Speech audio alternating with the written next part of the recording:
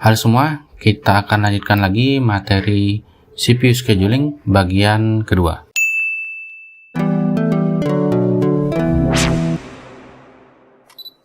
Baik, kita akan lanjutkan materi kita dengan algoritma priority. Nah, di sini setiap proses akan dilengkapi dengan prioritas. Prioritas tertinggi itu akan dikerjakan duluan. Nah, contohnya di sini ya. Nah, bisa kita lihat di sini ada 5 proses di sini, kemudian yang datang pertama adalah P1, kemudian pada milidetik kedua itu P2, milidetik ketiga P3, kelima itu P4, dan milidetik ketujuh itu P5. Di sini ada burst time dan juga ada prioritas ya. Nah, yang kita cari adalah berapakah average waiting time-nya. Yang pertama adalah P1. Nah, P1 begitu datang di milidetik ke 0 langsung dikerjakan sehingga waktu tunggunya adalah 0. Kemudian P2 datang di 2, kemudian juga langsung dikerjakan. Waktu tunggunya adalah 0. P3 datang di milidetik 3 dan langsung dikerjakan. 0 juga. Kemudian P4 datang di milidetik kelima tapi dikerjakan pada milidetik ke-10 sehingga waktu tunggunya adalah 5. Kemudian P5 datang pada milidetik ke-7 kemudian langsung dikerjakan sehingga waktu tunggunya juga 0. Nah, di sini ada yang belum selesai dikerjakan seperti P2 misalnya. P2 hanya dikerjakan 1 milidetik sehingga masih tersisa. Jadi dari P2 dari detik 3 sampai detik 4. Jadi akan ada penambahan waktu tunggu sebanyak 1. Kemudian P1 juga begitu. Baru dikerjakan 2 milidetik, kemudian harus menunggu sebanyak dari 2 sampai 5 sehingga ada penambahan waktu tunggu 3. Nah, di sini bisa kita lihat totalnya adalah 9 milidetik. Nah, kemudian average waiting time-nya 9 dibagi 5 jadinya 1,2 milidetik. Kemudian ada priority non preemptive. Nah, di sini bisa kita lihat proses yang pertama itu datang dengan burst time 4, maka akan dikerjakan sampai detik ke-4. Kemudian proses kedua itu datang pada detik kedua.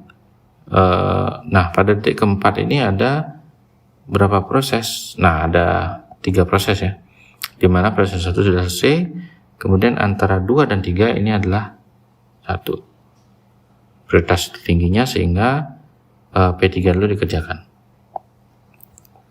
Kemudian di detik ke-5 itu ada P4 dan P2. Nah, di sini P2 punya prioritas 2 sehingga P2 yang dikerjakan.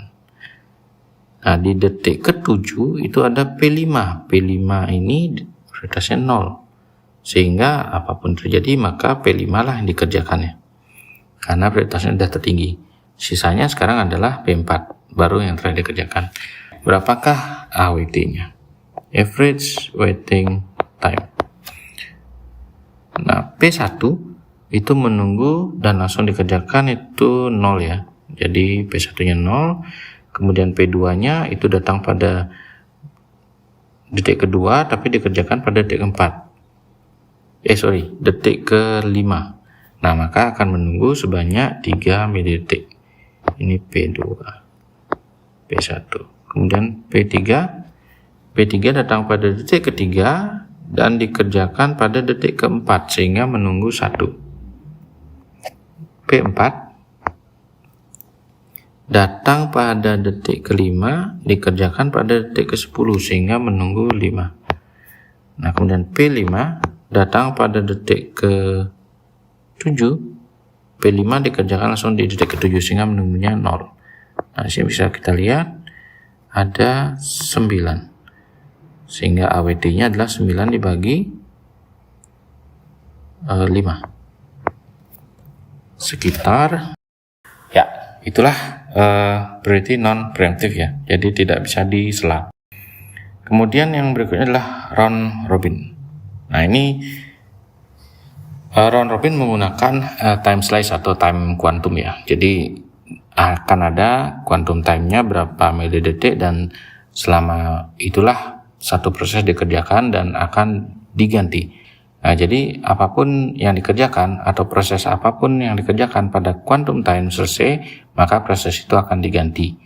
Nah, di sini ada performance-nya ya. Jadi ada kalau ada prosesnya 10, nah quantum time-nya 12, maka context switch-nya 0. Kemudian kalau ada quantum time-nya 6, maka ada context switch-nya 1. Semakin banyak quantum time, maka semakin banyak juga context switch. Nah, di sini akan pengaruhi ya. Jadi apakah context switch-nya banyak atau quantum time-nya banyak. Nah, ini akan mempengaruhi waktu prosesnya. Oke, kita lanjutkan. Di sini ada contoh round robin. Nah, di sini memiliki time quantum 3 milidetik ya. Sehingga setiap 3 milidetik itu prosesnya akan berganti. Berapakah average waiting time-nya? Kita lihat di sini. P1 itu datang detik ke 0 langsung dikerjakan sehingga waktu tunggunya 0. P2 itu 1, P3 itu 2, P4 itu 1, P5 itu 2. Nah, kemudian yang belum selesai adalah P1 dari 3 ke 12 berarti 9. Kemudian P4 juga belum selesai dari 9 ke 13. Ya, ini total waktu tunggunya 19 milidetik. Sehingga average waiting time-nya 19 dibagi 5.